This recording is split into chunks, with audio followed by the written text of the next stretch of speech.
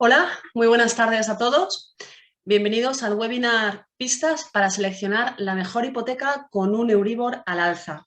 En este webinar vamos a contar con la presencia de Javier Sánchez, que es el responsable de productos hipotecarios y cuentas en MyInvestor. Javier, muy buenas tardes. Hola, muy buenas tardes. ¿Qué tal? Bienvenido. Gracias. Bueno, pues nada, os voy a contar un poco cuál va a ser la estructura de la sesión de hoy. El webinar va a constar de una presentación introductoria en la que desarrollaremos diversos conceptos, como qué es el Euribor, cómo funciona, por qué ha subido tanto últimamente, qué sucede con las hipotecas a tipo fijo y variable, etc. Después continuaremos con una breve entrevista a Javier Sánchez, que como os decía es el responsable de productos hipotecarios y cuentas en MyInvestor. Y al final abriremos un turno de preguntas a los asistentes en el que podréis formular todas las dudas que os surjan a raíz de este tema, o si queréis, ya que tenéis a Javier, pues podéis plantearle todas las cuestiones que tengáis sobre las hipotecas de MyInvestor o las cuentas, la cuenta remunerada de MyInvestor y demás. Así que ahora, si os parece, ya sin más dilación, pasamos a la presentación.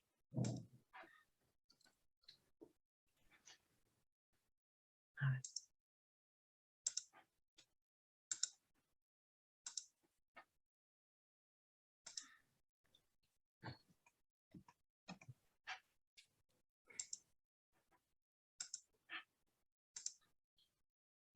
Vale, yo creo que ahí se ve bien. Si por lo que fuera no se viera al pasar alguna página, no se oyera bien, me avisas, ¿vale, Javier?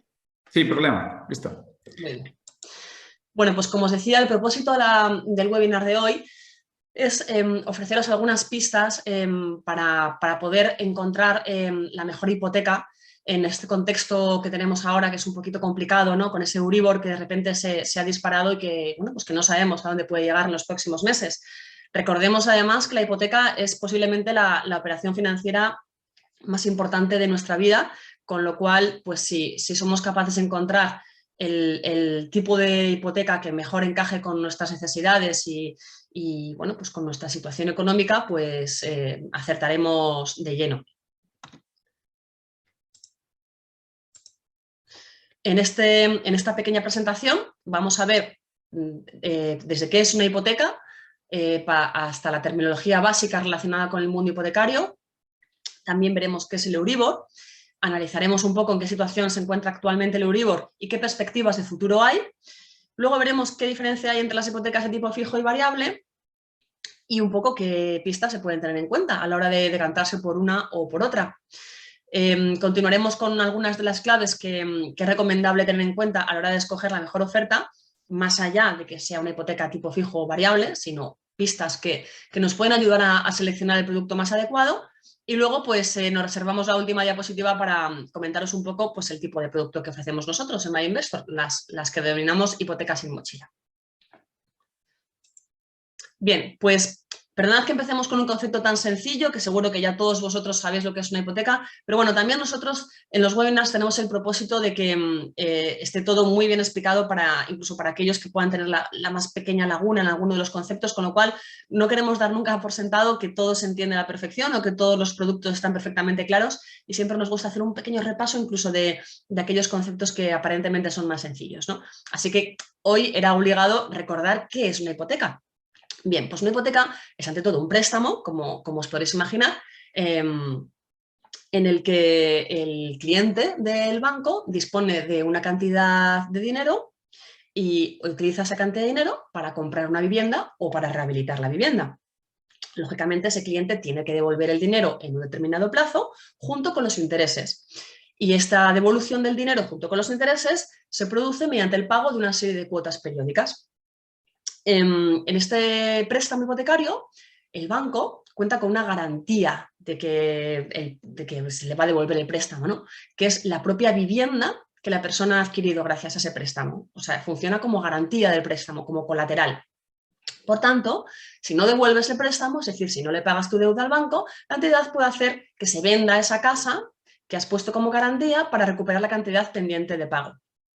Luego había una modalidad de hipotecas que serían las que utilizan la dación en pago, pero bueno, eso es algo que no se utiliza en el mercado actual, pero si os suena el concepto, que sepáis que van por ahí los tiros, ¿no? Los préstamos hipotecarios se formalizan siempre a través de una escritura firmada ante notario y se inscriben en el registro de la propiedad. Aquí vamos a ver algunos términos relacionados con el mundo hipotecario, para que a lo mejor algunos de ellos pues, más o menos los conocéis, pero no acabáis de tener la claridad meridiana, ¿no?, de en qué consisten. Bueno, pues lo repasamos un poco por encima y así luego pues, os sentís más familiarizados con este mundo, ¿no?, cuando vayáis leyendo más cosas o más ofertas hipotecarias o lo que sea. El prestatario. Bueno, pues el prestatario es la persona física o incluso la empresa, que figura como titular del préstamo. El prestatario pone como garantía del préstamo un bien inmueble, en este caso pues la casa, ¿no? Y el acreedor es el banco, es la entidad que presta ese dinero y por tanto la que tiene el derecho de cobrar la deuda. Como decíamos antes, si esa deuda no se paga en el plazo necesario y con las premisas necesarias, pues puede llegar incluso a iniciar un proceso de ejecución hipotecaria. Luego está el importe nominal de ese préstamo, el capital, que no incluye en este caso los intereses. La amortización es el hecho de pagar parte o el total de la deuda adquirida con el banco. ¿Y cómo se hace? Bueno, pues hay diferentes sistemas a la hora de devolverle al banco ese préstamo que nos ha realizado junto con esos intereses que tenemos que devolverle. Hay diferentes formas de hacerlo, diferentes sistemas. El más habitual, y desde luego el más usado en España, es el sistema francés. ¿En qué consiste el sistema francés? Pues que la cuota del préstamo se mantiene constante. Tú al banco le vas a devolver el capital más los intereses, pero todo se calcula de tal manera que desde el inicio hasta el final tú vas a pagar siempre la misma cuota. Lo que varía es dentro de esa cuota qué proporción es devolución del capital y qué proporción es devolución de los intereses. Y de hecho está pensado de forma que al principio de la vida de la amortización del préstamo estás amortizando más intereses que capital. Y al final es al revés. Estás amortizando cada vez más capital y cada vez menos intereses. LTV o Loan to Value. Eso es el porcentaje del préstamo frente al valor de tasación del inmueble. Es un concepto que os resulta interesante tener fresco y entender, sobre todo para aquellas hipotecas que ofrecen un Loan to Value pues, del 90 o del 95%. Es decir, que te dan mucho dinero en relación al valor de la casa que te quieres comprar. Bueno, pues para que entendáis un poco, ¿no?, qué es eso del LTV. Luego tenemos la FEIN, que es la Ficha Europea de Información Normalizada, que es un documento en el que el banco detalla todas las condiciones de la hipoteca, todas las características, y es un documento que es vinculante, de modo que te puede servir para comparar las ofertas que te pueden hacer diferentes bancos. La carencia, que es el periodo en el que un cliente puede pagar una cuota más baja o incluso nula, suponiendo que a la hora de devolver ese préstamo pueda haberse en dificultades. Y la subrogación. La subrogación es el cambio de alguno de los dos protagonistas que tenemos en este préstamo hipotecario, ya sea la entidad bancaria, que se haría una subrogación por cambio de acreedor, o el deudor del préstamo. Normalmente cuando hablamos de subrogación nos referimos a cambio de entidad bancaria, es decir, yo me llevo mi hipoteca a otro banco, pero también se puede hacer al revés, que un mismo banco que tiene una hipoteca con un cliente, pues imagínate que ese cliente le vende la casa a otra persona y se la vende diciéndole, oye, esta casa está hipotecada, ¿quieres mantener la hipoteca con el mismo banco con el que la tenía yo? Ah, fenomenal. Bueno, pues en ese caso sería subrogación por deudor del préstamo. El concepto también seguiría siendo el de subrogación, solo que otra tipología.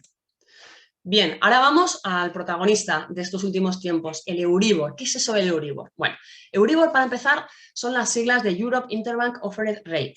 Es decir, es el tipo de interés al que los bancos europeos dicen estar dispuestos a prestarse el dinero entre sí en el mercado interbancario. Hay unos tipos de interés oficiales, que son los que marca el BCE, y en función de esos tipos de interés oficiales, los del BCE, los que ahora están en el 0 pero van a subir en julio, etcétera, los bancos europeos se prestan dinero entre ellos. Dicho de una manera como más sencilla y más coloquial, es lo que a un banco le cuesta obtener el dinero. Con lo cual, a la hora de prestártelo a ti como cliente, lo primero que te tiene que trasladar es lo que le cuesta a él obtener ese dinero en el mercado interbancario. Y ya, además de eso, pues le añadirá un plus o un diferencial, que es el beneficio que va a obtener por el hecho de concederte el préstamo. O sea, te traslada, como haría cualquier empresa, te traslada el coste de lo que le ha supuesto a él obtener ese producto y luego le añade un diferencial para poder obtener beneficio. Pues en este caso al banco lo que le cuesta obtener el dinero que te presta es ese tipo de interés que llamamos Euribor, que es al que se suelen prestar el dinero entre sí los bancos europeos. El Euribor se puede medir en muchos plazos, a 15 tipos de plazo. Pero el que deberíais tener en cuenta, porque es al que suelen referenciarse la inmensa mayoría de las hipotecas, es el Euribor a 12 meses. Aquí a la izquierda veis un gráfico que es la evolución del Euribor a 12 meses en lo que va de año, que como podéis ver, pues está disparado. se ve un poquito pequeño, pero justo a mitad del gráfico podéis ver el 0%. Podéis ver cómo hasta abril, más o menos, estaba por debajo del 0% y a partir de abril pues ya se ha situado en terreno positivo. Y esta variable, como os comentaba en un principio, depende a su vez de los tipos de interés oficiales, que son los que marca el Banco Central Europeo. Eso en Europa, lógicamente. Y bueno, pues el Euribor a 12 meses, como veíamos, está en terreno positivo desde abril, pero es que llevaba en terreno negativo 6 años. Aquí os ponemos otro gráfico de Euribor, lo que en vez de ser un gráfico de Euribor en lo que va de año, es un gráfico de los últimos 10 años. Pues si os fijáis en el 0%, o sea, como en la mitad del gráfico, la fiebre, lo que es la curva del gráfico, ha estado por debajo de ese 0% durante un montón de años, y cayendo en picado desde los primeros, y se ha estado situando en terreno negativo durante 6 años hasta abril de este año. Y en abril de este año pues ha comenzado a dispararse, a subir, y de hecho la media mensual en junio, con datos hasta el 24 de junio, era del 0,78, o sea, rozaba el 0,8. Hablamos de la media mensual. Actualmente está, o sea, justo a fecha de hoy está muy por encima de ese 0,78, lo que quiere decir que la media mensual seguramente sea más elevada, ¿no?, que ese 0,78. No hemos llegado al 1%, pero bueno, las previsiones apuntan a que hasta ahí llegaremos. ¿Esto qué quiere decir? Pues que con estas subidas, pues muchas hipotecas en España que están referenciadas al Euribor, hablamos de las hipotecas a tipo variable, pues cuando les toque revisar, que se suele hacer una revisión anual, pues tendrán que encarecerse. Según diversos cálculos, con parte de las subidas que ya se han producido en el Euribor, pues este encarecimiento de media podrían suponer más de 600 euros al año para el bolsillo de los hipotecados. Ahora, la pregunta del millón. ¿Por qué sube el Euribor? Bien, pues lo hace por la expectativa de futuras subidas en los tipos de interés oficiales. Lo primero que os comentábamos, la gran variable que determina el Euribor son los tipos de interés oficiales, porque en función del tipo de interés oficial, el que marca el Banco Central Europeo, los bancos europeos siempre están en dinero entre sí. Con lo cual, si hay una expectativa de que el Banco Central Europeo suba los tipos de interés, pues los bancos saben que a partir de ese momento van a tener que prestarse el dinero entre ellos a un tipo de interés más alto. Y ante la perspectiva de ello, pues el Euribor va subiendo. O sea, el Euribor está anticipando futuras subidas de tipos de interés en el Banco Central Europeo. ¿Y por qué el Banco Central Europeo va a subir los tipos de interés después de todos estos años que hemos tenido tipos del 0%? Bueno, pues como sabéis, se ha producido un aumento muy importante en la inflación, tanto en la eurozona como en Estados Unidos, como en buena parte del mundo, y esto lleva a los bancos centrales a plantearse pues, la subida de tipos. Los tipos se suben para contener precisamente, para intentar frenar la inflación. De hecho, en el caso del Banco Central Europeo, supuestamente su mandato es prioritariamente ese, utilizar las políticas monetarias para contener la inflación. Y de hecho, la Reserva Federal de Estados Unidos, que es el equivalente en Estados Unidos del Banco Central Europeo, ya ha comenzado a subir los tipos de interés para poder contener la inflación. El BCE lo previsible es que lo haga en julio. Si me preguntáis a su vez que de dónde viene la inflación, bueno, pues la inflación viene de diversas causas, como el aumento en el coste de las materias primas, por la reactivación de la economía después de toda la parada por la pandemia, que ha sido agravado por todo el tema de la guerra en Ucrania, etcétera, ¿no? Se ha producido una especie como de tormenta perfecta en la cual muchos factores que pueden incidir en la inflación se han dado, o sea, se han conjugado al mismo tiempo. Entonces la inflación ha subido mucho, de forma muy repentina, no gradual, quiero decir, y entonces, bueno, pues a los bancos centrales no les ha quedado más remedio que tomar medidas o que anticipar la perspectiva de que las van a tomar. En este escenario, ¿cuáles son las previsiones? Bueno, nadie lo sabe, ¿vale? En este sentido, no podemos ofreceros una perspectiva exacta de qué es lo que va a suceder, porque esto es como con los mercados, o sea, no es imposible saberlo a ciencia cierta, pero bueno, hay casas de análisis que, bueno, pues hacen sus previsiones, ¿no? Aquí tenemos pues varias firmas de análisis, algunas de ellas pertenecientes a grupos bancarios, porque los grupos bancarios, pues igual que tienen su departamento de análisis de mercados, también tienen sus departamentos de análisis macro y analizan este tipo de variables y hacen sus perspectivas y demás. Bueno, pues más o menos, como podéis ver, Funcas, en este caso, pues si no lo conocéis, es la de las cajas de ahorros. Bueno, pues más o menos prevén que el Euribor pues, pueda situarse en el entorno del 0,5-0,6% en el conjunto de 2022 y en el conjunto de 2023 pues ya podríamos hablar de niveles del 1. ¿Esto qué implica? Bueno, pues como ya sabéis, como muchos habréis podido ya comprobar, esto puede suponer que las entidades bancarias suban las hipotecas a tipo fijo. De hecho, según los datos del Banco de España, el tipo medio de las hipotecas subió al 1,624% en el mes de mayo, frente al 1,54 de abril y frente al 1,50 de un año antes. O sea, ya estamos viendo un encarecimiento en las hipotecas, sobre todo en el tipo fijo, a raíz, bueno, pues de esta subida del Euribor y de la perspectiva de que el Euribor pues ya se vaya a situar por encima de determinados niveles en el medio plazo. Actualmente, la mayoría de los préstamos todavía se están haciendo a tipo fijo, pero cada vez este porcentaje pues está disminuyendo más porque, bueno, pues lógicamente a medida que los tipos suben, el Euribor sube y las hipotecas aumentan el precio de las hipotecas a tipo fijo, pues las hipotecas a tipo variable pues van ganando más atractivo y vuelven a recuperar el terreno que tenían antes, ¿no? Porque tradicionalmente la mayor parte de las hipotecas se hacía a tipo variable y no a tipo fijo y era una situación atípica la que teníamos antes, ¿no? El hecho de que predominaran las hipotecas a tipo fijo. Bien. Hipotecas a tipo variable y a tipo fijo, que sé que también es una cuestión que seguro que muchos de vosotros conocéis, pero bueno, la repasamos muy por encima también para que asentemos el concepto. Las hipotecas a tipo variable son sencillamente aquellas que están referenciadas a un indicador hipotecario, que habitualmente, en la inmensa mayoría de los casos, es el Euribor. Es un indicador variable, es un indicador que fluctúa en el tiempo.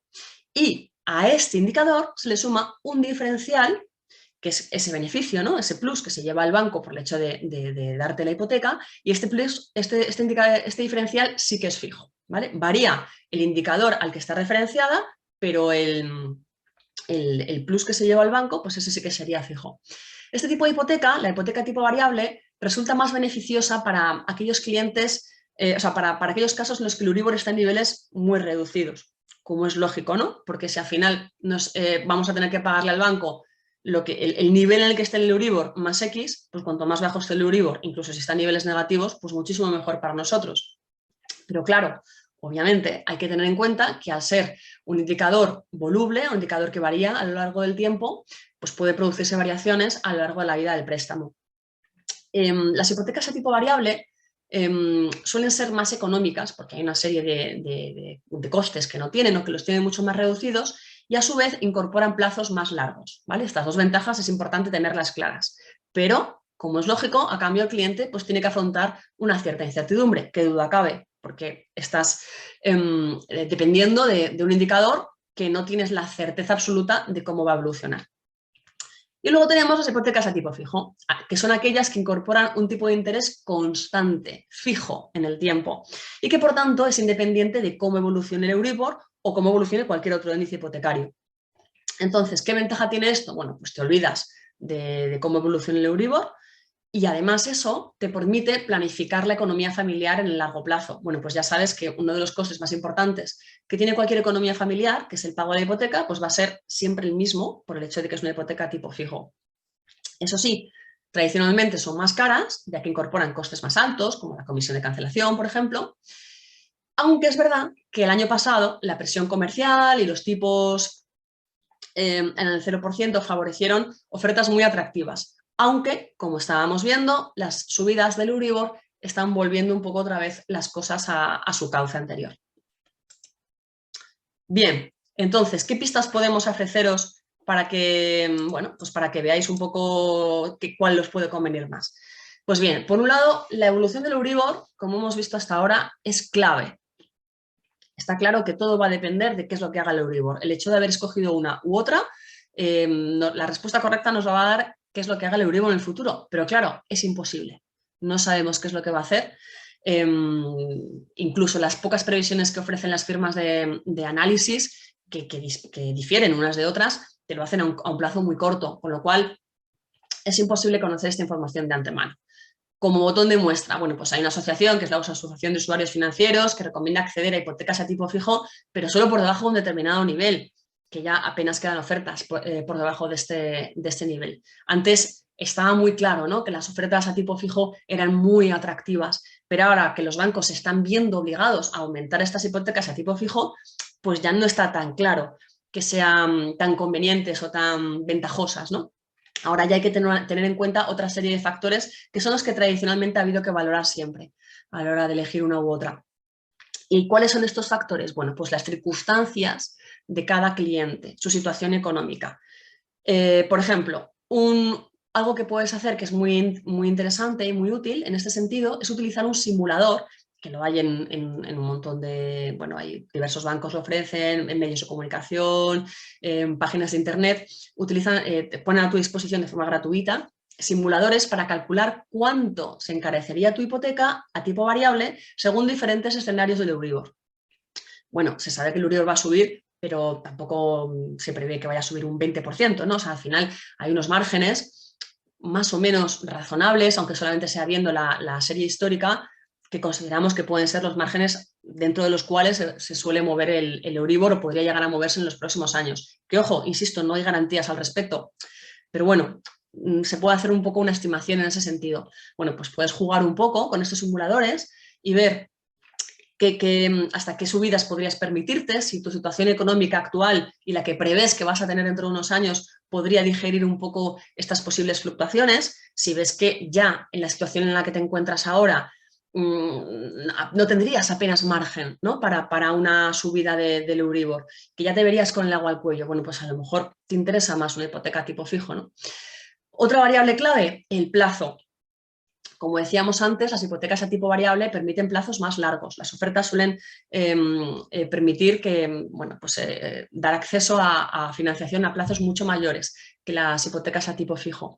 Y por otro lado, ten en cuenta lo que hablábamos antes del sistema francés. El sistema francés, que es el sistema de amortización que se utiliza mayoritariamente en España, implica que pagas la mayoría de los intereses al principio de la vida del préstamo, lo cual es positivo, ¿no?, si al final coges una hipoteca tipo variable, porque quiere decir que, hombre, no tienes visibilidad de lo que va a hacer el Euribor en los próximos 20 años, pero a lo mejor de aquí a los próximos 5 tienes un poquito más de visibilidad y en esos próximos 5 es donde pagarías el grueso de los intereses, por cómo están construidos, ¿no?, ese sistema francés, que recordémoslo, implica el pago de una cuota fija todos los meses, de aquí hasta que vence el préstamo, pero esa cuota fija, al principio estás pagando más parte de intereses que de principal, y al final estás pagando más parte de principal que de intereses. Por tanto, cuanto más corto sea el plazo, como decimos, más visibilidad tienes de cara a la evolución del Euribor. Y finalmente, no por ello menos importante, hay que valorar muy bien tu situación financiera. El tipo variable es idóneo si tú tienes una previsión de ingresos netos, descontados los gastos, que es más o menos estable e incluso razonablemente creciente. Bueno, pues estás en una situación laboral más o menos sana, en la que en un momento dado crees que, bueno, pues que en un futuro podrás llegar a ganar incluso más lo que ganas ahora, no estás en una situación muy inestable, etcétera. Bueno, pues que en un momento dado puedes digerir ese tipo variable. Pero si tu situación es más delicada, es más problemática, no ves probable que tus ingresos aumenten o crees que no puedes permitirte asumir riesgos, pues a lo mejor pues tendrías que valorar más las ofertas a tipo fijo. Y luego, más allá de esa dicotomía tipo fijo, tipo variable, tenemos las claves para elegir la mejor oferta, porque incluso dentro de una u otra, pues, bueno, pues hay luego diversos bancos, hay diversos tipos de hipotecas y hay también otros factores que debes considerar. Lo primero, calcular el importe que necesitas, cuánto dinero necesitas. Este es un cálculo que tienes que hacer bien, no solamente es el coste de la casa, obviamente, sino que tienes que tener en cuenta el pago de impuestos, la reforma de la casa, los muebles, etc. Después tienes que hacer una proyección de tus gastos y de tus ingresos y calcular cuál es esa cuota que te puedes permitir pagar mes a mes. Si al final optas por una hipoteca tipo variable, pues con ese margen de seguridad con respecto a hipotéticas subidas del Euribor en el futuro, dentro del cual todavía podrías sentirte cómodo y no te llegaría el agua al cuello, ¿no?, como decíamos antes. Siempre teniendo en cuenta que tienes que reservar un colchón para imprevistos. Y a partir de ahí, pues debes encontrar la hipoteca que se adapte a tus necesidades financieras, en cuanto a importe, en cuanto a plazo, en cuanto a loan to value, y que te ofrezca, lógicamente, el coste total más bajo. Pero ojo, cuando hablamos del coste total, no es solo todo lo que reluce. Aquí tienes que tener en cuenta una cosa, que es la diferencia entre el TIN y la TAE. Muchas ofertas hipotecarias que verás por ahí te hablan en términos de TIN, que es el porcentaje que pactas con el banco como pago por el dinero prestado. Lo que realmente es representativo del coste que vas a asumir es la TAE. La TAE en general, tanto para las hipotecas como para los depósitos, como para cualquier cosa, es realmente la variable en la que está incluido todo y en la que deberíais fijaros siempre. ¿Qué es la TAE? Bueno, pues incluye ese TIN del que hablábamos, es decir, ese porcentaje de intereses que has pactado con el banco, pero además te está incluyendo la comisión por apertura, el importe de la tasación, los seguros, los impuestos y en general cualquier tipo de gasto. O sea, la TAE es el porcentaje real que vas a tener que pagar por esa hipoteca. Lo mismo si miras la TAE de esa oferta tan atractiva, pues ya no es tan atractiva. Con lo cual, en ese sentido, fijaros siempre en la TAE y cuando comparéis unas ofertas con otras, fijaros siempre en la TAE. Y luego, además de este tema, la diferencia entre el TIN y la TAE, fijaos también en si el diferencial que te ofrece el banco está condicionado a la contratación de otros productos financieros, como por ejemplo fondos de inversión o planes de pensiones. Y si es así, o sea, ellos no pueden por ley, los bancos no pueden por ley obligarte a que contrates un producto, pero bueno, sí que puede incentivar que lo hagas diciéndote que te van a ofrecer un tipo de interés más atractivo si una vez contrates la hipoteca, pues además contratas cierto producto financiero que comercializa el banco, ya sea un fondo, un plan o lo que sea. Bueno, si es así, que es una cosa que también podéis valorar, oye, pues igual os merece la pena, analiza cuáles son los costes y las características de esos fondos de inversión y de esos planes de pensiones. Porque claro, si al final, por tener un tipo de interés ligeramente más reducido, te están obligando a contratar un producto cuyas comisiones son mucho más altas que la media de las comisiones que suele tener ese producto en el mercado, pues a lo mejor ya no te sale tan a cuenta. O si ese producto que te están obligando a contratar no es nada rentable o tiene una rentabilidad muy por debajo que la media de su categoría, pues estamos en las mismas, ¿no? O sea, no solo te ha salido lo comido por lo servido, sino que incluso tienes un coste de oportunidad por el hecho de estar invirtiendo en ese producto y no en otro mucho más atractivo, que a lo mejor ya no te sale a cuenta. Entonces, toda esta posible vinculación a otros productos que es muy frecuente en la banca, ¿no? La de, bueno, yo te ofrezco esta hipoteca, pero a cambio tienes que hacerme, o esta hipoteca con este tipo de interés, pero a cambio tienes que contratarme esto, esto y esto, bueno, pues analizad cuáles son esos productos que tienes que contratar y qué costes tienen, qué comisiones tienen y si son productos de inversión, cómo de buenos son esos productos de inversión, si baten al índice, si baten en la media de la categoría, etcétera. Porque de ese análisis pues podéis extraer vuestras propias conclusiones sobre si realmente os merece la pena o no. Y luego también, bueno, pues finalmente hay otros elementos que también podéis valorar como la comisión por amortización. Oye, si queréis devolver la hipoteca, parte del importe del préstamo antes de tiempo o todo, si se os aplica alguna comisión o no, porque bueno, a lo mejor hay personas que a la hora de contratar vuestra hipoteca ya tenéis más o menos claro que a lo largo de la vida del préstamo pues igual tenéis unos ingresos extra y queréis ir devolviendo parte del capital antes de tiempo. Bueno, pues si existe una comisión por amortización, pues os puede interesar saberlo, ¿no? Porque igual no os interesa un producto que incorpore este tipo de comisiones. Bueno, y finalmente, pues nos hemos reservado la última diapositiva para hablaros del producto que tenemos nosotros.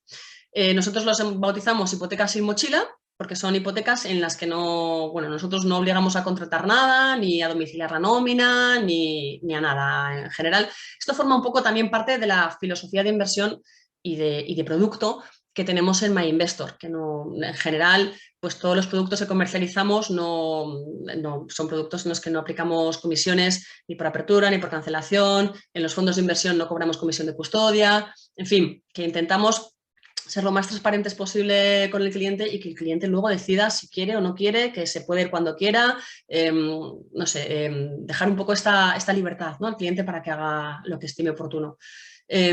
Son hipotecas en las que no hay gastos de tasación, ni comisiones de estudio, ni de apertura, ni de gastos de formalización y tampoco pagas notaría, gestoría ni registro.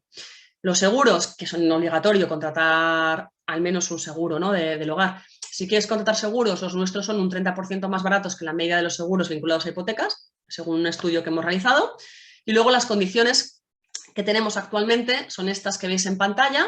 La hipoteca fija hasta 20 años, pues con un 2,8% TAE y de 20 a 30 un 2,89 TAE, y la hipoteca variable con un TIN primer año del 1,29 y Euribor más 0,89 y la TAE variable quedaría en el 1,37. Esto que veis en pantalla, que son las condiciones actuales, son una foto fija a día de hoy. Como os decimos, el Euribor pues está en una tendencia que parece alcista. Los bancos al final estamos ligados a esa evolución del Euribor y bueno, pues estas son nuestras condiciones actuales. No sabemos cuáles pueden ser nuestras condiciones de aquí a un mes o en el futuro, pero lo que sí que podemos garantizaros es que bueno, nuestro interés siempre es intentar mantener pues unas condiciones atractivas en cuanto a la TAE, pero siempre esa transparencia en cuanto a que no haya ataduras y en cuanto a que no haya obligación de contratar nada. Así que, bueno, hasta aquí nuestra presentación. Javier, ¿sigues ahí? Estoy por aquí, estoy por aquí. Muy bien. Vale, pues ahora, como os decía en un principio, después de esta pequeña presentación introductoria, quería hacerle unas pocas preguntas muy brevemente a nuestro experto, que es Javier Sánchez, responsable de productos hipotecarios y cuentas en MyInvestor, para que nos ayude a entender un poquito mejor todo esto que está sucediendo y la disyuntiva en la que muchos de vosotros os encontráis. La primera pregunta que te quería hacer, Javier, es ¿por qué los tipos de las hipotecas suben cuando sube el Euribor? Bueno, pues Clarisa, muy buena pregunta, sobre todo porque es una de las que más nos suelen repetir estos últimos días de cara a muchos clientes que nos llaman y pues surgen ciertas dudas en cuanto a qué tipología de hipoteca elegir y un poco los motivos por los que hacerlo, ¿no? Al final, ¿por qué suben estos tipos de hipotecas en cuanto al mercado y estas nuevas noticias están surgiendo en prensa? Pues como bien comentabas, normalmente los bancos contamos con ciertos indicadores, ya no solo de lo que le debería de costar en un entorno normal a un cliente solicitar una hipoteca, sino también cuál es el coste que entre las propias entidades financieras pues nos supone, ¿no?, el entre nosotros prestarnos dinero en un momento puntual, ¿no? Entonces, durante los últimos años se ha puesto digámoslo así, sobre la mesa la posibilidad de ya no solo utilizar el Euribor, sino también utilizar pues, los IRS, que muchos habéis oído estos últimos meses, que son los llamados los swap, ¿no? En este caso, en particular, y en el mercado hipotecario español, sobre todo, todos pensamos como referencia el modelo Euribor. Y como bien comentabas durante la presentación, que en este caso te lo has presentado muy bien, con todo lujo y todo tipo de detalles, sobre todo lo que nos llama la atención a las entidades financieras es esa variabilidad en esos tipos de interés de referencia y sobre todo los niveles que más la situación económica actual pues están tomando los últimos meses o las últimas incluso semanas, ¿no?, por estos cambios tan drásticos que se están dando. A medida que sube el Euribor y esos tipos de referencia, a las entidades, como es lógico, pues también les supone más caro disponer de esa liquidez para poder facilitar el crédito a sus clientes, ¿no? Y por tanto, a medida que se van dando subidas en Euribor y también con esa proporción en los otros tipos de interés que las entidades utilizan como referencia, como es el caso de los swaps que hemos comentado, pues las entidades se ven obligadas a proporcionalmente ir poco a poco subiendo esos tipos de interés. Por eso muchas veces hay clientes que nos dicen, oye, si el Euribor está subiendo y me afecta a las variables, ¿por qué también a la vez muchas entidades suben el tipo fijo, ¿no? Pues básicamente es por eso, porque al final, queramos o no, pese a que la cuota en una hipoteca a tipo fijo va a ser constante, poco a poco las entidades se tienen que ir adaptando a las condiciones de mercado y sobre todo al coste de financiación que hemos estado comentando y que también has comentado hace unos minutos en una de las diapositivas, ¿no? Volvemos otra vez a una de las preguntas del millón, Javier, pero bueno, que es la que da el título también a este webinar y que bueno, pues que yo creo que es en lo que más hincapié tenemos que hacer, que es que ¿cómo puede saber un cliente si le conviene más una hipoteca a tipo fijo o a tipo variable? Yo he dado algunas pistas, pero bueno, tú que eres experto, Javier, vamos a profundizar un poco en este tema. ¿Cómo lo ves tú? ¿Cómo puede saber el cliente cuál es la que mejor le encaja? Vale, sobre todo, y haciendo hincapié en particular sobre esta pregunta que tanto está sonando estos últimos días, ¿no? Depende muy mucho de cada uno de nosotros. No es algo que sea blanco o negro. De hecho, muchas veces estamos cansados de leer en prensa, ver en televisión, en diferentes medios, pues muchas veces como se habla de el boom de las hipotecas a tipo fijo, que ahora es, digámoslo así, el modelo de producto estrella que más se debería de comercializar, un poco donde más hincapié se está dando, más peso está dando estos últimos días en esos medios. Al final depende de cada persona. Sobre todo, primero y antes que nada, de cómo de capaces somos de asimilar cierta fluctuación en el coste de mi hipoteca.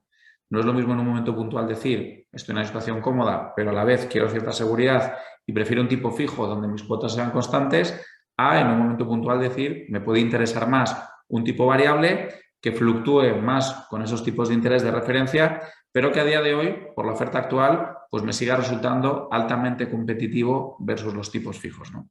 A más también hay otras casuísticas que podemos también entrar en detalle, que son, por ejemplo, pues personas que ya tienen una hipoteca contratada de hace años en otra entidad y que en un momento determinado se plantean una subrogación. Subrogación como tal, como bien indicabas, no es únicamente el decir, pues me cambio de banco y ya está, ¿no? La subrogación implica diferentes casuísticas. Podemos cambiar ya no solo de entidad a un tipo mejor, sino también cambiar ciertas condiciones de la hipoteca que en un momento he firmado con una entidad en origen, ¿no? Desde el vencimiento, la tipología, hay diferentes factores que se pueden en un momento modificar. Entonces, no es algo tan fácil como decir a día de hoy, que ya nos gustaría, ¿no? Como blanco o negro, sino que en este caso nos vamos a un terreno un poquito más gris porque depende siempre de las condiciones de cada persona en el momento en el que solicita esta hipoteca, ¿no? Y luego, sobre todo, también, como has comentado y que es un punto importante, el mundo de las vinculaciones, ¿no? Que al final, en un momento dado, pues igual hay ciertas vinculaciones que en una entidad X nos piden para llegar a un tipo que puede ser el que a mí me gustaría tener en un momento puntual, pero que por mi casuística en ese momento pues no puedo llegar a cumplir o no puedo garantizar que cumpla en X periodo de tiempo para que me mantengan esos tipos de interés, ¿no? Entonces, para intentar dar una respuesta lo más exacta posible, pues bueno, sobre todo si queremos una cuota fija que no tenga sobresaltos y que sea constante durante toda la vida del préstamo, claramente pues tendríamos que decantarnos por más un tipo fijo a sabiendas de que incluso a los niveles actuales o anteriores que hemos visto hasta ahora, pues bueno, podían parecer atractivos, pero siguen siendo más caros que las variables, o bien queremos una hipoteca tipo variable que evidentemente no va a salir a día de hoy más barata, pero que siempre existe un riesgo de que en un momento determinado pues el Euribor pueda repuntar en base a la situación del mercado, ¿no? Uh-huh. Por cierto, ya estoy viendo que algunas personas están comenzando a hacer preguntas en el chat. No os preocupéis, que ahora en cuanto terminemos con esta mini entrevista con Javier, ya pasaremos a las dudas que estáis planteando. Así que ahora al final de la sesión entraremos en el turno de preguntas de las asistentes y resolveremos las dudas. De hecho, los que queráis ir planteándolas, las podéis ir dejando en el chat sin problema, que luego las resolveremos. Otra pregunta que quería hacerte, Javier, es a la hora de seleccionar una hipoteca, todo el mundo suele fijarse en el tipo, ya sea fijo o variable, que el tipo que suele pagar. Pero ¿hasta qué punto son importantes otros gastos en los que puede incurrir el cliente y de los que no es consciente? Vale, esto pregunta crítica, ¿eh? Y además viene muy bien a estas alturas del webinar, sobre todo por una temática que has comentado en principio en las diapositivas y luego encadenado un poco con la serie de preguntas que se han ido dando en estos últimos minutos, ¿no? Muchas veces cuando la gente va andando por la calle, sale de trabajar y en un momento determinado pues va pensando en sus cosas y pasa delante de una entidad financiera, pues ven un tamaño gigantesco, un número en la fachada en el cual pues hablan de hipotecas y nos hablan de un tipo TIN que pues a simple vista puede parecer atractivo, ¿no? Y sorprendería la cantidad de personas, como es lógico también y normal, que nos llaman en el día a día y que cuando nos comentan que están planteando hacer una hipoteca, en su memoria sobre todo persiste la imagen de ese número muy grande y un tipo de interés pues, que suele ser bastante pequeñito, ¿no?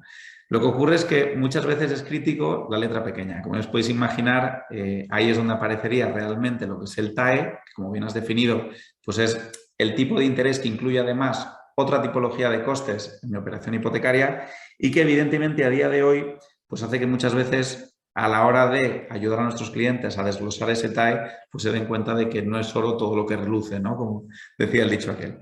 ¿Por qué? Pues sobre todo porque hay muchas entidades que el TIN lo ofrecen de una forma muy agresiva, pero que en el TAE incluyen desde seguros, tanto del hogar como de vida, X tipologías que pues evidentemente a priori pueden parecer competitivos, pero que si entramos a analizar con mayor detalle, pues muchas veces vemos que no lo son del todo, ¿no? Otra tipología también de vinculaciones que vemos con bastante frecuencia, los gastos que tienen las cuentas propias corrientes que obligan a esas entidades a sus clientes para pues, ir gestionando los propios costes operativos de la hipoteca, ¿no? Los que tienen unas comisiones bastante fuertes, que en cierto modo tienen una serie de requisitos también amplios, como pueden ser X gastos de tarjetas de crédito, con X frecuencia, y que evidentemente, pues bueno, pues ante una, digámoslo así, fallo en el cumplimiento de esas condiciones, pues las consecuencias suelen ser bastante malas para el tipo final, ¿no? Luego también hay un punto importante, y no por decirlo el último, es el menos, que es el mundo de las inversiones. Cada vez vemos más entidades que, excusándose en un team atractivo, ofrecen, en cierto modo, hipotecas que nos obligan a invertir en ciertos productos de inversión, como pueden ser fondos de la propia entidad o planes de pensiones. ¿Qué ocurre aquí? Que es vital y crítico el coste de oportunidad. Cuando uno empieza a analizar esos productos de inversión, qué implicaciones tienen y sobre todo qué costes están incluidos dentro de ese producto, vemos que muchas veces nos resulta larga la operación, mucho más cara, y sobre todo que si lo comparamos con otras clases de fondos dentro de la misma, digamos así, casuística operativa, pues vemos que realmente pues, el performance no es tan bueno y que por tanto pues, nos cuesta un dinero que inicialmente igual no habíamos valorado, ¿no? Entonces, desde aquí, animar siempre a que, independientemente de la tipología de hipoteca que en un momento determinado alguien se plantee contratar, es importante y clave que siempre tengamos nuestra lista de lo que es el TIN y lo que implica el TAE que en un momento determinado podemos encontrar en cualquier entidad financiera, ¿no? Y por eso aquí es importante valorar, como bien decía la pregunta, esos otros gastos que en un momento determinado quizás no le demos la importancia que tienen y que a la larga nos hacen ver que realmente la operación hipotecaria inicialmente parecía barata, pero a la larga sale muy cara. Y ya finalmente, Javier, y te hago esta última pregunta y ya damos paso a las preguntas de los asistentes. Hay otro tema que no hemos tratado o que hemos tratado muy por encima, y es el de la subrogación. ¿Crees tú que es buen momento para subrogar una hipoteca ahora mismo? ¿Y qué debería tener en cuenta el cliente en este sentido? Vale, pues aquí en el mundo de las subrogaciones y sobre todo a todos aquellos que han estado últimamente más familiarizados con el mundo hipotecario y que han estado haciendo sus propios research y demás, es importante destacar un punto clave que se dio en los procesos hipotecarios en España en verano del año 2019. En el mes de junio cambió la regulación y sobre todo, pues en cierto modo, protegió de una forma mucho más alta a todos aquellos inversores o personas que en un momento determinado se plantean hacer una operación hipotecaria y una subrogación. Aquí también, además, juegan un papel importante otros factores, que por ejemplo pueden ser el por qué hay entidades que en un momento determinado incentivan las subrogaciones y por qué hay entidades que no. En este caso, pues aquí es como el mago que en cierto modo revela un poquito el truco, pero bueno, vamos a decirlo sobre todo para que también todas esas personas sepan el por qué cuando en un momento determinado a su entidad le plantean una subrogación, por eso hay muchas que reaccionan pues no de la mejor forma posible, ¿no?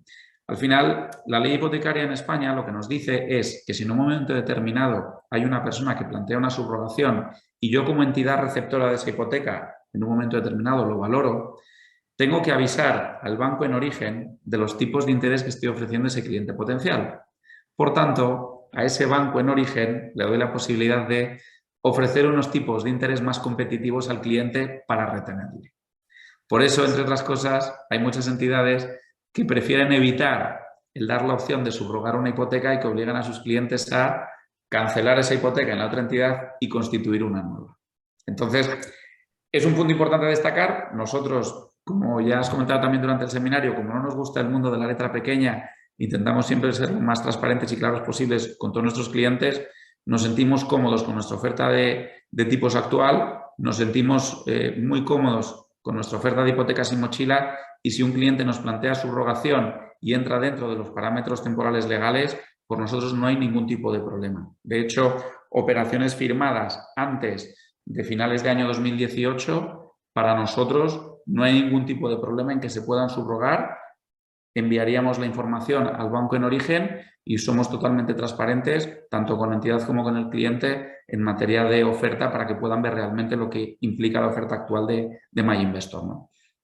Entonces, bueno, realmente a la hora de valorar qué podría tener en cuenta un cliente en un momento de tomar esta decisión, ya no solo a nivel operativo, como hemos comentado, sino también los costes que puede implicar, ¿no? Es decir, oye, pues si yo en un momento determinado tengo una hipoteca en una entidad que firmé en el año 2014 y estoy asumiendo un tipo de interés mucho más alto que el que pueda haber ahora mismo en mercado, o quiero unas condiciones mejores que las que puedo ver ahora mismo en mi entidad en origen, pues es importante que tenga su tablita de Excel o su simulación, que puede hacer también en nuestra calculadora a través de myinvestor.es, para saber un poco cuánto me podría ahorrar al hacer este cambio, ¿no? Hay muchas entidades que pueden cobrar en un momento determinado, en función de lo que el cliente hubiera firmado previa a esa nueva ley, en materia de lo que llamamos la comisión de riesgo de tipos de interés, pero bueno, en principio, por nuestra parte, una subrogación asumiríamos prácticamente la totalidad de gastos, salvo, como es lógico, el de cancelación de la entidad en origen, ¿no? Que eso ya depende un poco de lo que hubiera firmado cada cliente. Pero por nosotros, lo que comentábamos, Clarisa, a nivel operativo somos totalmente transparentes y facilitamos al máximo posible la subrogación a todo aquel cliente que lo pueda o que se lo plantee en un momento puntual, y luego también somos totalmente transparentes con la política de costes que le puede suponer ese cliente. De hecho, si algún cliente tiene dudas, le animamos a que se ponga en contacto con nosotros para ayudarle en el cálculo y facilitar que en un momento determinado pues, pueda subrogar tanto a tipo fijo como variable dentro de MyInvestor. Muy bien, pues nada, muchísimas gracias, Javier. Pasamos ahora, si te parece, a resolver las dudas que nos han ido dejando los asistentes a través del chat. Todavía estáis a tiempo, los que estéis ahí, que tengáis alguna duda, alguna cuestión que queréis plantear, la podéis dejar en el chat. Y incluso, bueno, aprovechando que está Javier aquí, que no solamente es nuestro experto en hipotecas, también es nuestro experto en cuentas, si al hilo del mundo de las cuentas corrientes o remuneradas tenéis alguna duda, alguna cuestión, pues seguro que Javier nos la puede aclarar también. Incluso si es cualquier cuestión de educación financiera, ya que estamos, pues cualquier cuestión que tengáis, estaremos encantados de por lo menos intentar ayudaros. A ver, la primera pregunta que te hacen, Javier.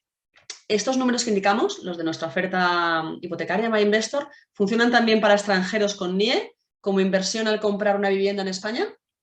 Sí, aquí al final MyInvestor funcionaría, digámoslo así, bajo 3 tipologías de paraguas en las cuales ofrecemos 3 tipos de porcentajes diferentes del ETV, que como bien comentabas durante la presentación, es el porcentaje que podemos llegar a financiar en función del menor valor entre tasación y compraventa, ¿no?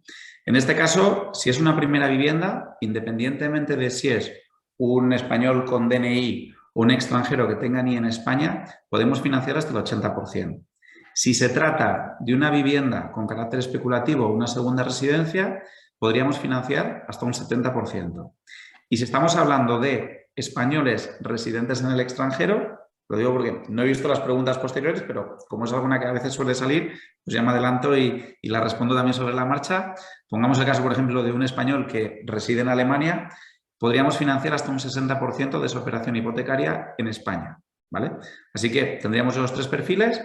En este caso no habría problema. Si se trata de un extranjero con NIE en España, si cumple el resto de requisitos estándar que tenemos para nuestras hipotecas, se podría financiar hasta un 70% sin ningún tipo de problema. Otro asistente, Javier, pregunta porque hace un tiempo se estaba barajando un nuevo Euribor Plus, un nuevo Euribor, una nueva modalidad distinta, con un nuevo cálculo del mismo. ¿Sabes algo al respecto? Bueno, la duda se ponía sobre todo en cuanto a la metodología de cálculo del Euribor actual, sobre todo porque cuando se toma como referencia un tipo de interés que sobre todo tiene como referencia el tipo al que se están prestando diferentes entidades financieras, pues siempre cabe la duda de cómo de exacto puede ser y que en un momento determinado qué variabilidad puede llegar a tener, ¿no? Aún así, a día de hoy, las perspectivas a corto y medio plazo es que se siga manteniendo el Euribor tal como todos lo conocemos. De hecho, como bien comentamos en la reunión, se ha puesto este tema en numerosas ocasiones encima de la mesa, ya no solo con el Euribor Plus, sino con cuando se hablaba en su día del IRS que hemos comentado antes, que es el Interest Rate Swap, ¿no? Finalmente, al final, valga la redundancia, por la homogeneidad del mercado y de todos los jugadores que están dentro de él, se decidió mantener el Euribor y es el que todas las entidades están llevando, digámoslo así, de manera continua, por lo que esperamos que siga siendo el mismo y no haya novedades, al menos a corto o medio plazo. Otra persona que escribe, Javier, es un cliente de MyInvestor que dice que el año pasado subrogó la hipoteca tipo fijo por una hipoteca tipo variable con nosotros y que están pues un poco preocupados, claro, por la subida de tipos. Preguntan si recomendamos volver a hacer el cambio a tipo fijo o si se mantienen con la hipoteca variable. Ya adelanto que obviamente esto depende infinitamente de la situación financiera de cada uno. Pero aún así, sin conocer la situación financiera de esta persona que nos escribe, no sé si puedes dar alguna pista, alguna pauta, tranquilizarle a lo mejor, no sé, un poco darle alguna información al respecto. Vale, aquí sobre todo, y me vais a permitir que me alargue un par de minutines más respecto a lo que es una pregunta estándar, pero creo que puede ser interesante comentarlo. Primero, sobre todo, pongámonos en situación de hace aproximadamente 3-4 años donde las hipotecas en España claramente se encontraban a nivel de las fijo en unos niveles muy por encima de los actuales y el boom, digámoslo así, estaba en el mundo de las hipotecas a tipo variable. De hecho, hasta hace apenas unos meses el ratio de fijas versus variables estaba en un 75-25 por el lado de las hipotecas variables. ¿Qué ocurre? Nos hemos encontrado ante una situación de mercado estos últimos meses que ha sorprendido a todas las entidades financieras y a todos los clientes. Y el que diga lo contrario, pues no voy a decir que miente porque queda un poco feo, pero me sorprendería, ¿no? Entonces, ¿qué queremos decir con esto? Al final no es, como decíamos, blanco-negro. A día de hoy sí que es cierto que en lo que llevamos de año ese porcentaje se ha dado la vuelta y las hipotecas variables ya suponen únicamente un 25% aproximado de lo que se está firmando y un 75% supondrían las hipotecas a tipo fijo por ese feeling de seguridad ante una subida exponencial del Euribor a corto plazo. ¿Qué ocurre? Y aquí es importante recordar. Como bien comentaba Clarice hace unos minutos, a su fin, por ejemplo, comentaba la posibilidad de que operaciones hipotecarias por debajo del 2,5 pues sigan siendo atractivas a día de hoy. ¿Qué es lo que ocurre también? Que cada vez estamos viendo más bancos que en su oferta las hipotecas a tipo fijo se están moviendo ya en rangos incluso por encima del 3-3,5%. La media de hoy en día estará en torno al 2,5-3%. Por eso que si tomamos como referencia el Euribor y asumimos un Euribor de en torno al 1%, que sería más o menos estos últimos días como se está en los rangos en los que se está moviendo, una hipoteca como la actual que ofrece MyInvestor estaría bailando un tipo TIN en torno al 1,89%. Aquí también, seguramente alguno de vosotros me diga, oye Javier, pero me estás hablando de tipo TIN y en teoría el TAE no es exactamente el mismo con el que ofrecéis en la web y demás. Esa diferencia viene sobre todo por el seguro obligatorio por ley, entonces intentamos ser lo más transparentes posibles. Como veréis, esa diferencia entre TIN y TAE es prácticamente mínima en cuanto a hipotecas variables se refiere. Por eso que todavía estamos lejos de que ese Euribor más ese diferencial actual llegue a estar por encima del tipo fijo. Si el Euribor sigue comportándose en un nivel increciendo, como hemos visto recientemente, no cabe duda de que las entidades también van a seguir subiendo esas hipotecas a tipo fijo, pues como está pasando a día de hoy, ¿no? Entonces, hago hincapié, sin conocer las casuísticas personales vuestras de esta operación en particular, que no os llame la atención el excesivo ruido que se está haciendo sobre el tema de sí o sí hay que ir a una hipoteca tipo fijo en mercado, sobre todo por los aspectos que hemos comentado hasta ahora, los niveles y el coste que suponen a día de hoy esa dupla de variables versus fijas y sobre todo analizar más la situación vuestra de cómo estáis a nivel de flujos, cuál es el importe que os habéis ahorrado todos estos años por ese diferencial y sobre todo si entendemos que el Euribor se mantiene en niveles como está ahora o ligeramente por encima, pues yo creo que la hipoteca variable sigue siendo bastante más competitiva que la fija, ¿no? Pero hago hincapié en que depende también sobre todo de vuestra situación familiar, personal y un poco vuestras expectativas a corto y medio plazo. Otra de las preguntas que nos hace Javier es si podríamos explicar cómo son los plazos de tiempo desde el inicio del estudio de una hipoteca hasta la formalización del contrato de compraventa con el mantenimiento de las condiciones. Perfecto. Bueno, aquí os cuento, depende muy mucho de cada operación, ¿vale? Porque siempre ya os podéis imaginar, tenemos un compañero que siempre dice que una hipoteca no es como una panadería, ¿no? Donde todas las baguettes tienen más o menos la misma forma.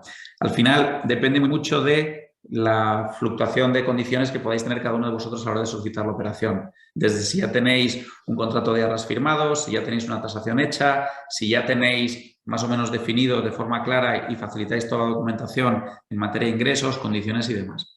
Pero bueno, así a grosso modo comentaros, en el momento en que nosotros recibimos la documentación de la operación hipotecaria, si esta está completa, todas las operaciones suben a comité de riesgos.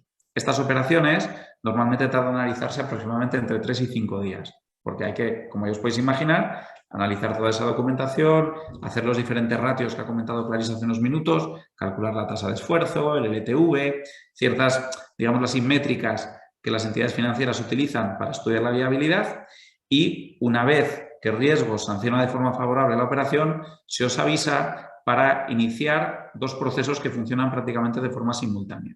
Primero, la tasación, que este proceso suele durar aproximadamente entre 5 y 7 días, entre que se agenda una cita con la sociedad tasadora, se acercan al inmueble, emiten el informe y demás. Y luego también la gestión del seguro del hogar, que aquí, como decía Clarice también hace unos minutos, Nosotros ofrecemos la posibilidad de que a todos nuestros clientes potenciales, si lo desean, les podemos ofrecer un seguro de hogar a través de AXA a unos precios muy competitivos que les pueda merecer la pena versus la oferta con la que cuenten con otras entidades, ¿no? Una vez que ya tenemos esa tasación y ese seguro y el cliente nos da su ok definitivo a continuar con la operación, procedemos a emitir lo que se llama el PAC contractual. En este ámbito entra en juego el papel del departamento de formalización, quienes aproximadamente en una media de entre 2 y 4 días generarían el PAC, se lo mandarían al cliente y el cliente lo firmaría.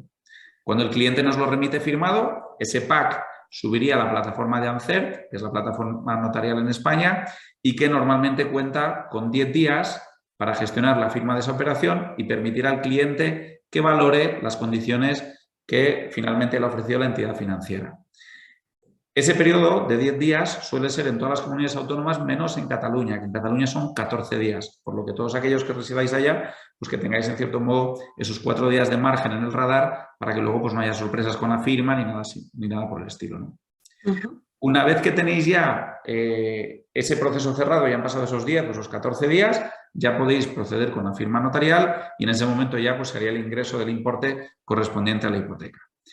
Es importante también la última frase que comentabas en la pregunta, que era sobre todo el mantenimiento de condiciones. Al final, las entidades financieras, en el momento en que eso se emite ese PAC vinculante, ese PAC de formalización, tenéis 2 meses para gestionar toda la operación hipotecaria y que se os respeten esas condiciones. Una vez que se ha emitido ese PAC, si pasan más de 2 meses, la entidad financiera ya no tiene la obligatoriedad de respetar el tipo de interés que inicialmente se os ofreció y tiene la potestad de adaptarlo a las nuevas condiciones. Por eso que muchas personas, en cualquier entidad financiera con la que han estado trabajando estas últimas semanas, cuando se han encontrado en proceso de una gestión de una nueva hipoteca, si no tenían el PAC contractual, las entidades financieras pues se han visto obligadas a, ante esas subidas de tipos que hemos comentado, ofrecer la nueva oferta con los tipos actualizados. No sé si me he dejado algún punto, pero creo que más o menos... Yo creo que lo has troceado todo bastante bien, pero bueno, si hay más dudas, por supuesto nos las podéis seguir dejando en el chat y se aclara todo mejor. Por cierto, he dejado en el chat a la vista de todos un link que lleva para poder consultar el Euribor, precisamente a 12 meses en la página oficial del BCE. Lo digo porque no sabemos qué es lo que va a hacer el Euribor, no lo sabe nadie, ni dentro de un año, ni dentro de 10, pero bueno, podéis ver el histórico, que siempre pues es una pista, ¿no? Además de eso, habría que tener en cuenta también pues, qué dicen las diferentes casas de análisis, que suelen publicar sus previsiones pues en sus webs o en la prensa económica y demás. Pero bueno, un poco para que os hagáis una idea, aunque sea a ojo de buen cubero, si puede subir un 1 o puede subir un 100%, bueno, pues qué ha hecho el Euribor en los últimos 10, 15 años. Para que tengáis un poco una noción, ¿no? Aunque sea intuitiva, histórica, de qué es lo que ha pasado con este índice, pues que sepáis que en esa web podéis trastear, podéis meter plazos y ver qué es lo que ha sucedido. Vale, otra pregunta, Javier, preguntan, ¿cuándo recomiendas adelantar dinero de una hipoteca? ¿Cuando pagas los intereses del préstamo o cuando haya terminado esta fase? Entiendo que cuando dice adelantar se refiere a amortizar. Amortizar. Entiendo, bueno, que se refiere... Nerea, sino que nos confirmas adelante, pero entiendo que se refiere a una amortización parcial, ¿no? ¿En qué momento ejecutarla? Aquí depende mucho de cada uno de nosotros. Y aquí explico porque abre un horizonte muy amplio de acciones que podemos llevar a cabo, ¿vale? Muchas veces nos hemos encontrado en situaciones de clientes que se plantean una amortización, pero que por otro lado pues tampoco se quieren descapitalizar, porque al final lo que implica una amortización anticipada es que un saldo que igual tenía planteado destinado a inversión o destinado a otras casuísticas, pues lo utilice para, digámoslo así, reducir mi deuda con una entidad financiera, ¿no? Aquí al final depende muy mucho de cada uno también, Nerea, porque esto al final lo que tenemos que valorar es, primero, si me interesa más afrontar un coste de financiación por una hipoteca a un tipo de, me invento, un 2 o un 3%, o si me interesa más tener ese capital invertido en algún producto de inversión con el que me sienta cómodo y me pueda dar una rentabilidad superior a ese coste hipotecario y que bueno, no me obliga a esa descapitalización, ¿no? Al final, el que uno decida amortizar en un momento puntual depende también de cada uno de vosotros. Evidentemente, sí que es cierto que el sistema de amortización francés, que es el que se utiliza en la totalidad prácticamente de los bancos en España, lo que nos hace es que los primeros pagos lo que permiten es reducir muy mucho esa cuota de, digamos así, de intereses, ¿no? pagas un porcentaje muy alto de interés, una cuota pequeña de principal, pero poco a poco, a medida que avanza el tiempo, pues esa diferencia se va cada vez más ajustando. En este caso, pues bueno, depende mucho de ti, de esa financiación adicional que puedas tener en un momento puntual y sobre todo el valorar si adelantas ese capital o esa amortización, lo que quieres hacer es reducir la propia cuota o reducir otros factores como puede ser el tiempo de la propia operación hipotecaria, ¿no? Entonces aquí siento no poder ser mucho más específico y decirte un poco cuál sería la solución del problema, pero bueno, que sepas que depende cada uno de nuestros otros y sobre todo que depende de pues, cómo quiere hacer esa amortización y qué puede hacer con ese coste de oportunidad a la hora de destinar esos recursos a otra tipología de acciones, ¿no? Como puede ser inversión u otros, ¿no? Otro asistente, Javier, nos pregunta si en MyInvestor ofrecemos hipotecas o préstamos con amortización alemana. Bueno, creo que ya comentamos que el sistema que aplicamos nosotros es la amortización, o sea, el sistema francés, que es el que aplica el 99%, yo creo, de los bancos en este país. Pero bueno, no sé si quieres añadir alguna cosa a este respecto. Bueno, es muy raro ver un banco hoy en día que ofrezca amortización alemana. De hecho, que yo sé por ahora mismo, prácticamente ninguno lo permite y sobre todo es la diferenciación, ¿no?, entre en qué consiste el francés o el alemán, ¿no? Al final el francés, como hemos comentado ya, lo que hace es un porcentaje mucho más alto de reducción de interés al principio de las cuotas y un porcentaje inferior en materia del principal o del capital a devolver a la entidad financiera, ¿no? A medida que el tiempo avanza, pues evidentemente se va equilibrando esa dupla, ¿no? En el caso de la amortización alemana, pues funciona de forma un poquito diferente, sino que lo que hace es que las cuotas durante toda la vida del préstamo, el peso proporcional de interés y de principal es prácticamente el mismo. Entonces, bueno, pues ahí está esa, digamos así, de diferencia entre ambas metodologías, pero bueno, destacar, Andrés, que en particular en España es muy raro que puedas encontrar una entidad que te permite esa tipología de amortización. También nos preguntan si las ofertas hipotecarias de MyInvestor con el TAE que proponemos tienen algún tipo de bonificación en caso de contratación. Entiendo que hasta el momento no aplicamos bonificaciones, ¿verdad, Javier? Claro, la idea que buscamos y desde un primer momento intentó inculcar el mundo MyInvestor es el intentar facilitar una hipoteca lo más competitiva posible y haciendo, digamos así, referencia al mundo sin mochila. Es decir, que no tenga ningún tipo de vinculación. Intentamos ser lo más competitivos posibles sin implicar este tipo de vinculaciones y, por tanto, pues no estamos implementando estas campañas, digámoslo así, a día de hoy. Si en un momento determinado vemos que por alguna metodología en particular pues hace falta revisar o analizar una operación, lo podemos valorar, pero yo os digo que es muy complicado en base a los tipos actuales que tenemos en el mercado. Es que al final, como dice Javier, es una cuestión de la filosofía comercial, ¿no?, que tenga cada banco. O sea, nosotros nuestra aspiración no es captar clientes pues con estos incentivos, entonces con bonificaciones, pero luego cuando viene estoy viendo por otro lado productos. Queremos ser mucho más transparentes, mucho más sencillos, ofrecer productos competitivos, pero sobre todo ofrecer transparencia y que el cliente sepa lo que está haciendo y que se sienta cómodo haciendo lo que hace. Preguntan también si los números que hemos indicado serían aplicables a la compra de un piso como inversión que está alquilado a un tercero. Bueno, aquí al final uno de los puntos a destacar es más que entrar a ese alquiler a un tercero, sino cómo es la categoría de esa vivienda, ¿no? Si en un momento determinado yo tengo una vivienda que destino a un afán especulativo o un afán de inversión y que me genera unas rentas o planteo entrar en una operación de estas características, nosotros podemos financiar hasta el 70% de BTV. Entiendo que se refiere a este punto, Rufino, ¿eh? Sino que me... Vale, pero no supone un hándicap, entiendo que preguntan, ¿no supone un hándicap el hecho de que esa vivienda que quieran adquirir esté ocupada ya o esté alquilada ya? O sea, ¿eso se valora de alguna manera? ¿Se refleja, se plasma de algún modo en la tasación? ¿Incrementa el riesgo de la operación? ¿Supone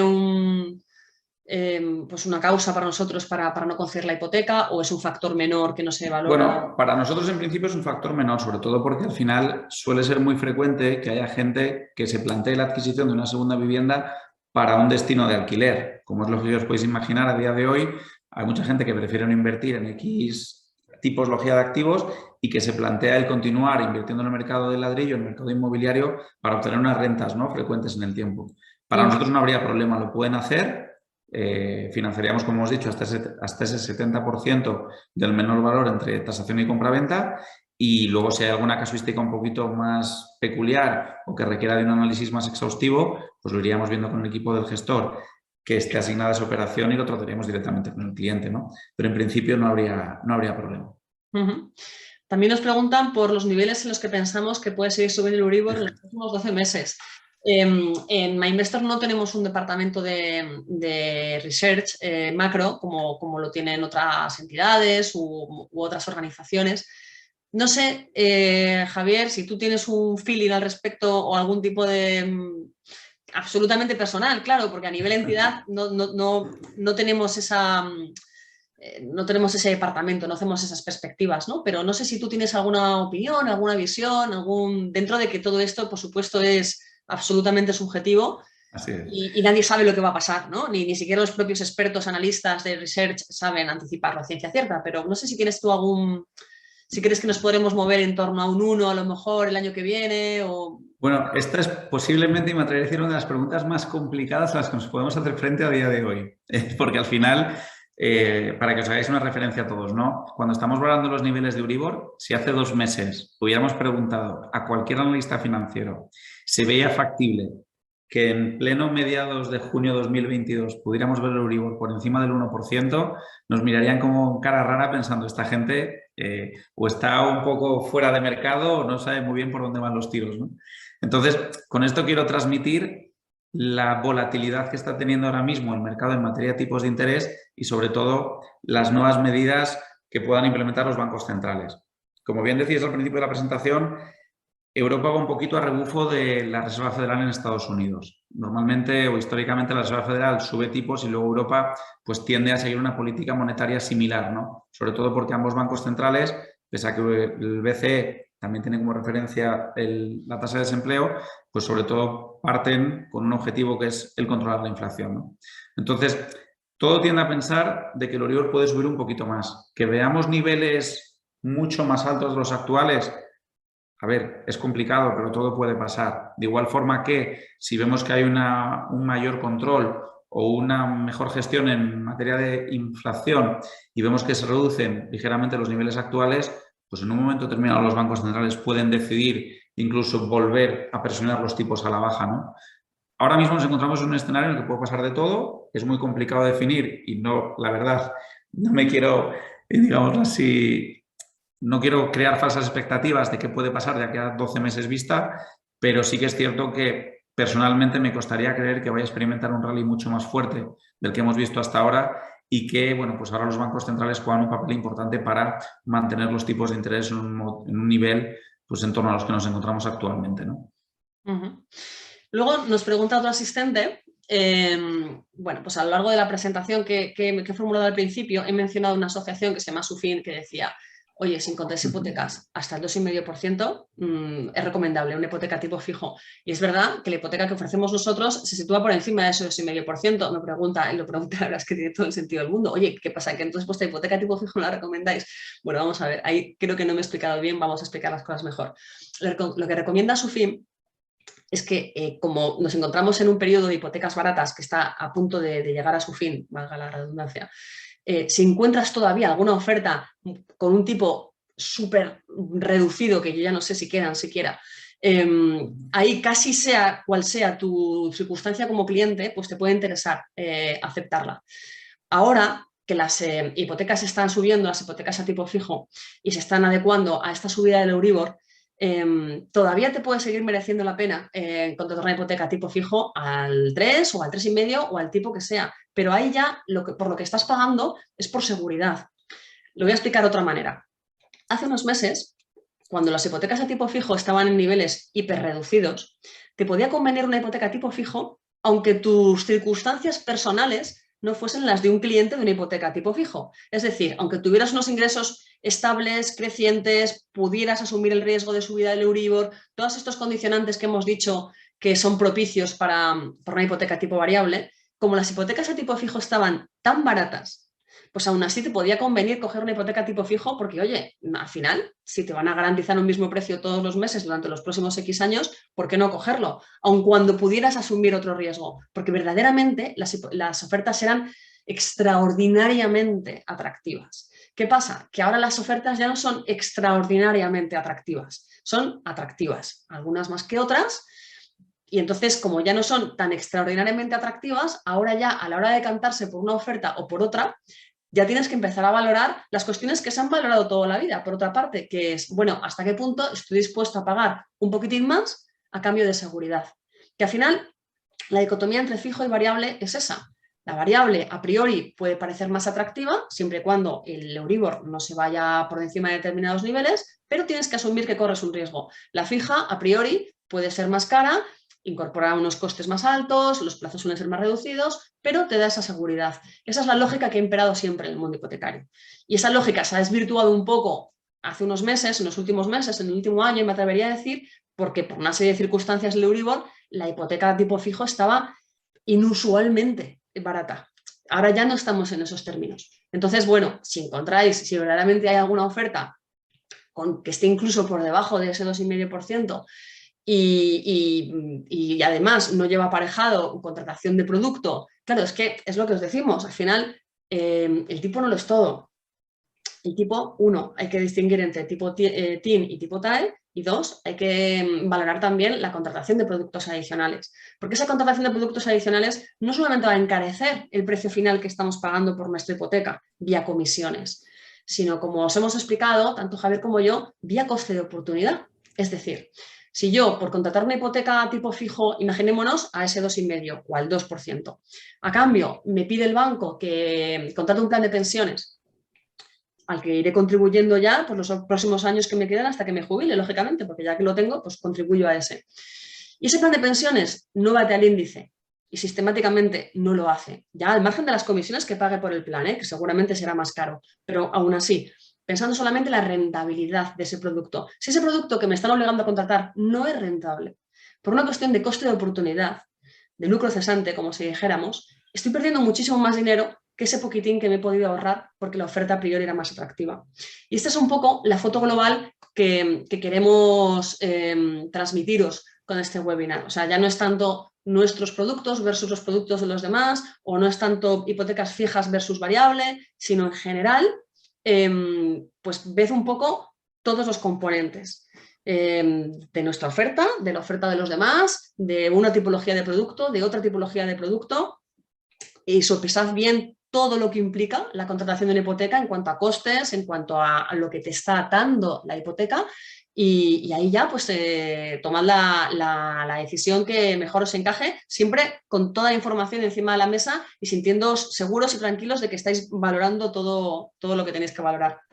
Así es. De hecho, Clarisa, y pongo una pequeña puntillita a lo que has comentado. Recientemente hemos visto varios casos bastante peculiares en base a este aspecto. Y os cuento dos ejemplos concretos.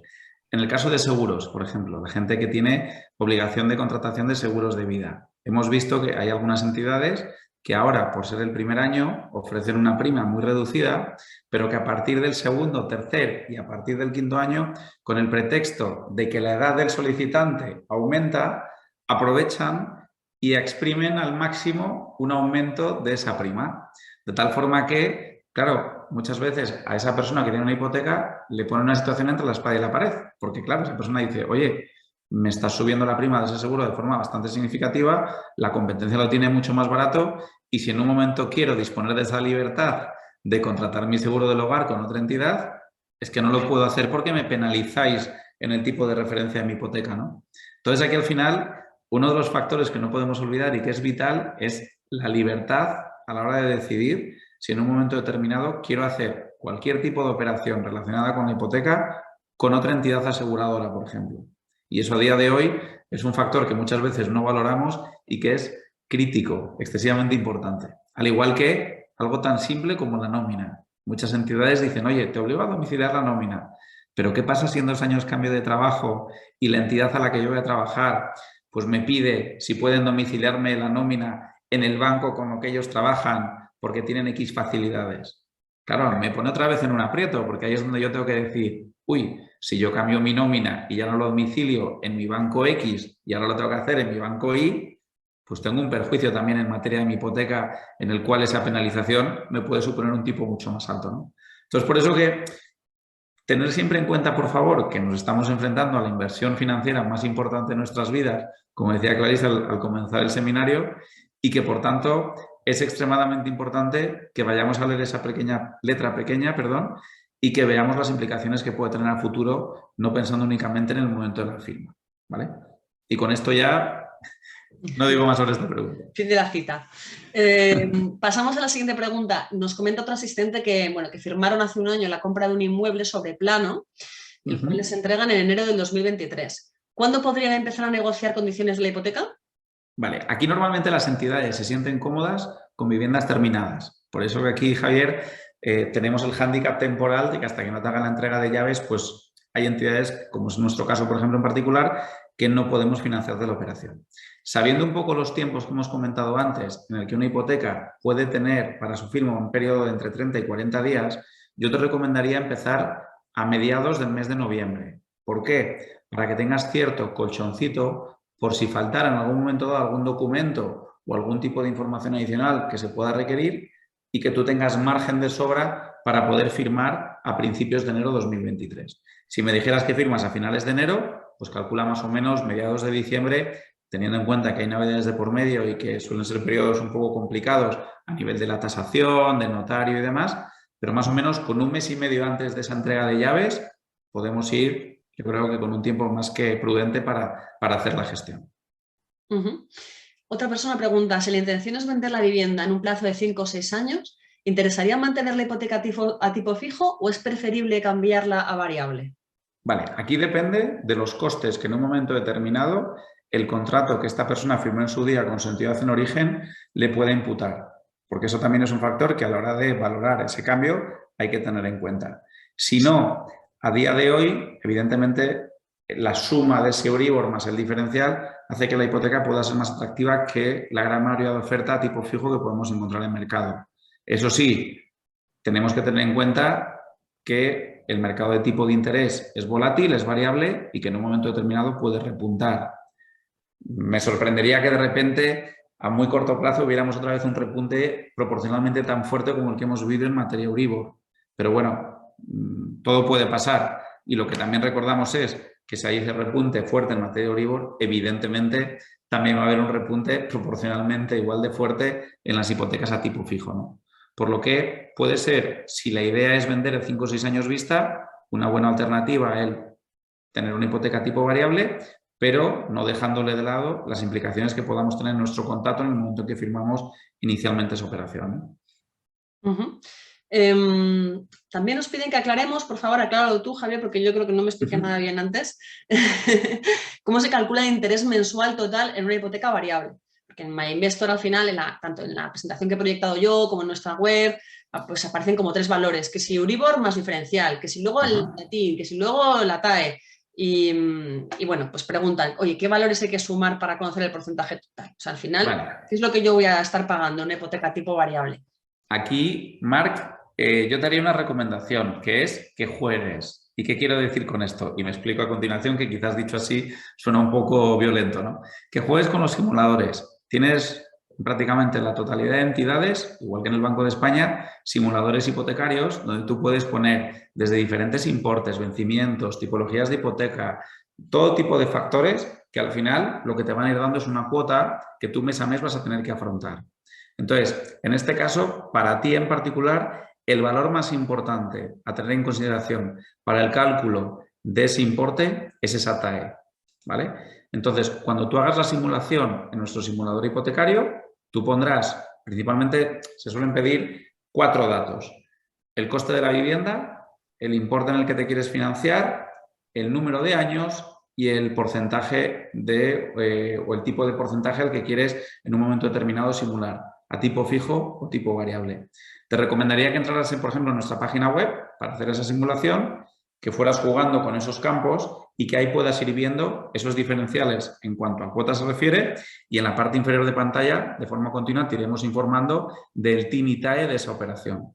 Es más, si en un momento determinado te planteas hacer una subrogación, puedes incluir los datos de la operación que actualmente tienes en tu entidad de origen y aparecer un campo adicional que te dice cuánto te ahorrarías, si es el caso, de traer la operación a MyInvestor. También preguntan, Javier, que si hacemos subrogación con ampliación de capital. Sí, esto de hecho es algo o es un punto bastante frecuente y que recientemente se ha dado todavía con una mayor frecuencia operativa.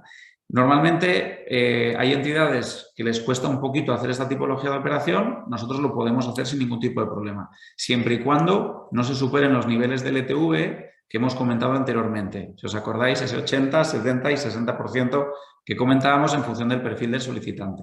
De hecho, os pongo en un caso también que suele salir como una pregunta en muchas ocasiones y que es bastante interesante también, ¿no? El decir, oye, sabemos que MyInvestor financia obras terminadas y que no financia pues, otra tipología de activos como pueden ser locales comerciales, terrenos o inversión. ¿Qué podemos hacer en esos casos? Pues bueno, no habría problema. O bien puede subrogar y ampliar capital y esa ampliación de capital destinarlo a estas casuísticas operativas que hemos comentado, sobre todo porque de cara al banco la garantía sigue siendo esa primera vivienda o esa vivienda habitual, ¿no? Entonces, no os preocupéis, hay una infinidad de casos que podríamos entrar a analizar con mayor detalle, pero si en un momento puntual os planteáis una subrogación con ampliación, lo podemos hacer en función de que se cumplan esas fechas que hemos comentado. Os recomendaría poneros en contacto a través de MyInvestor con nuestro equipo de gestión de hipotecas, simplemente hipotecas@myinvestor.es o bien introduciendo vuestros datos de contacto en los formularios de contacto de la web y comentamos con más detalles operación. Pero en principio no tendría que haber problemas siempre y cuando se respetaran los porcentajes máximos del LTV que hemos comentado. Preguntan también si la hipoteca sin mochila solo es aplicable a la compra de vivienda o también se podría contratar para la construcción de una nueva, una hipoteca autopromotor. Vale, esta pregunta va en relación a dos preguntas anteriores, que si os acordáis hemos comentado también. Al final aquí el problema que tenemos es que solo podemos financiar viviendas terminadas, de tal forma que un préstamo autopromotor pues no podríamos materializarlo como tal. Ahora bien, si, como hemos comentado, una persona quiere comprar o financiar una segunda vivienda, lo que puede poner es su primera vivienda, si no tiene cargas, hipotecar esa vivienda como tal, o si tiene un porcentaje de LTV muy reducido, ampliarlo hasta los máximos que hemos comentado. Y con esos recursos, con ese dinero que obtendría por esa financiación, destinarlo a la compra de esa vivienda de autopromoción. ¿Y tenemos un límite de edad para dar una hipoteca? Sí, en este caso, y es importante también considerar que el número de años sumado a la edad de los solicitantes no puede superar los 70 años. En algún caso excepcional podríamos llegar hasta 72, pero tendríamos que valorar la operación en su conjunto para ver si podemos llegar hasta esos límites. Y esto se hace así por un tema de scoring de riesgo y demás, ¿verdad? Así es. A mí me encantaría poder financiar más, pero como ya os podéis imaginar, pues siempre hay unos departamentos de riesgos que también pues un poco velan por esa volumetría, ¿no? Y suele ser digámoslo así, un número, un ratio bastante frecuente en el mercado. Quizás hay algún banco que puede financiar un poquito más de años en materia de edad, pero sobre todo vincula más cosas y sobre todo exige ciertas garantías adicionales con las que, bueno, pues no es nuestra filosofía, ¿no? A nivel de entidad y sobre todo la campaña sin mochila. Y ya por último, nos preguntan si ofrecemos hipotecas inversas, que no las ofrecemos y entiendo que tampoco es la idea, ¿no, Javier? Bueno, no lo sé. Si no es el core. Ahora se han puesto muy de moda, sobre todo porque tenemos que pensar que en España pues, ha sido un país muy tradicional a la hora de comprar vivienda. Hay personas mayores que en un momento determinado, por temas sobre todo hereditarios, pues se plantean el decir, pongo mi vivienda a la venta, pero me gustaría seguir hasta pues, los últimos días viviendo en lo que ha sido siempre mi casa como tal y se plantean hacer una hipoteca inversa con su entidad en la cual el banco pues, le adelanta un porcentaje X del importe de esa vivienda a contraprestación de que en el momento en que esa persona fallezca, pues el banco pasa a tener esa hipoteca o esa vivienda en su cartera, ¿no? No es nuestra filosofía de vida, no es un poco, digamos así, el core, como decimos en materia bancaria, a la hora de ofrecer una tipología de producto hipotecario. No puedo decir que el día de mañana, pues igual, ante cierta repunte de necesidad, se pueda llegar a plantear, pero a día de hoy no entra en nuestra visión de mercado para los próximos años. Muy bien. Pues nada, con esto ya cerraríamos el turno de preguntas de los asistentes. Simplemente recordaros que el webinar de hoy va a estar disponible a partir de mañana en el blog de MyInvestor. En este mismo blog podréis encontrar también posts, podcasts, vídeos y otros webinars relacionados también con el mundo hipotecario.